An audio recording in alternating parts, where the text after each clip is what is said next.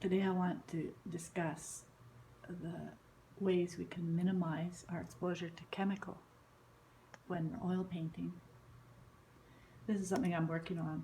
I've just laid my groundwork in, put in some shapes, and now I'm starting to finalize. I mean, not finalize, but develop it more. So then I have this mess. One thing I do is I use a palette knife. This is an old kind of wrecked one for painting, but it works for this job. The less I use a brush, the more I use a palette knife, the less I come in contact with stuff and less cleanup I have to do. That's my liquid. I keep it in a jar and I save whatever's still useful. I gather up my old paint. I really don't like coming back the next day and having to deal with a skin on stuff, so I just gather up my piles. I'm not worried about contamination because I'm going to be mixing them tomorrow anyway with each other. So if there's a bit of another color in there, I should show you what I'm doing. If there's a bit of another color in there, I don't mind. So that's why I have, if I need a fresh color that's pure, then I can always get that from the tubes the next day. I'm getting quite a collection of blues here, and I don't mind because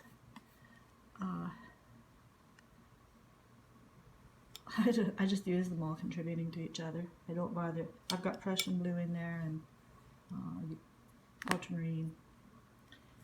This is pure, well, I'll just mix it in. Yeah, that's some ultramarine. And then I've got my browns. Obviously I'm using a lot of browns. Well, mixing brown, that's just raw umber, and I've mixed up some. If there's any liquid in these piles, I don't save that because it dries so fast. So I just save what has no liquid in it. Sometimes I'll just scrape. When I've scraped all this, it makes a good block color for sometimes starting again with as a neutral, or because I just always use those colors in this painting anyway, I'm going to be using them. But also if I want to put a ground on another paper just to coat out the white background. There. Now I haven't used any chemicals yet. I have a kind of a dirty paper towel here, so I'm just going to take the excess off. So far, yeah, I haven't come in contact with any chemicals. Now another thing I do, except because I should have gotten a clean paper towel to do that, I keep my paper towels and chemical that have chemical in them in a cheese whiz jar, sealing it, and that's between paintings, and even while I'm painting, if I need to access it, I just pull off the lid, and that way nothing's escaping.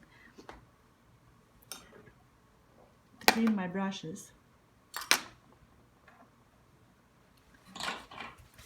I use this is liquid in I'm starting a new jar. I have punched some holes in a smaller lid and set it so that the smooth side is up, but there's enough to knock so for the first swipe I take the excess off, and then for the second one I scrape it on the side of the jar just a couple times, and that paint sediment will go down and sit under the lid. It's cheaper than a real paintbrush cleaner, and I think it's easier on the brushes.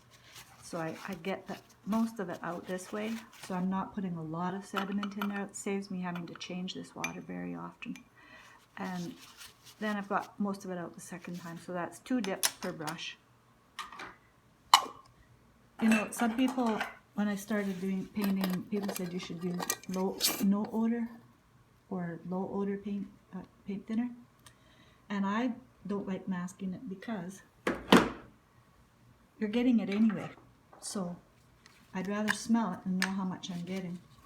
But with terpenoid, which is what's in there, and opening the jar less times, I'm actually cutting down on the amount I use, and I'm supposed to. Now, the next thing is, this is a little bit of Vaseline I keep in this jar.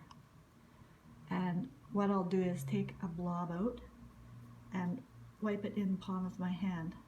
Now, if you go close, you can see there's still some coming out. That shows there's some still in the heel of the brush. It's hard to do this looking through the camera. Okay, so as long as there's any beads of paint coming through, see, I still have paint in there. It mixes with the chemical, and so I wipe that off, clean off my hand, and I'll do this maybe 2 or 3 times until I can see that what's in the palm of my hand is clear. Vaseline is, I'm not afraid of using Vaseline, and it really keeps my brushes supple. I don't have any drying. I can come back in 2 weeks if I don't have, and it's still fine. So I do the same for this other brush. I won't do that right now completely, but you can see there's probably beads. So I haven't really been using chemical, and that goes into my jar as well.